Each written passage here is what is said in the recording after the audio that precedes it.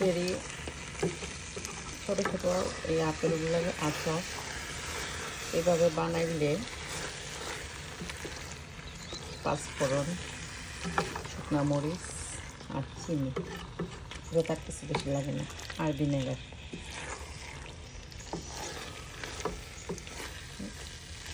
এমনি বাটিতে নিয়ে নিয়ে বসে বসে খাওয়া শেষ হয়ে যায়, অনেক মজা হয়।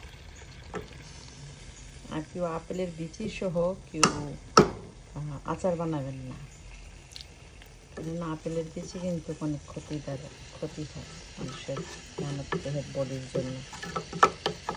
বিচিটা ফালাইয়া আচার বানাবেন। আপনি এটা দিয়ে আমসত্ত্ব বানাইতে পারেন। আমি এভাবে বানালাম আধা ভাঙ্গা, কারণ এটাই খেতে আমার কাছে বেশি মজা লাগে। এটার মধ্যে কোনো তেল মশলা নেই।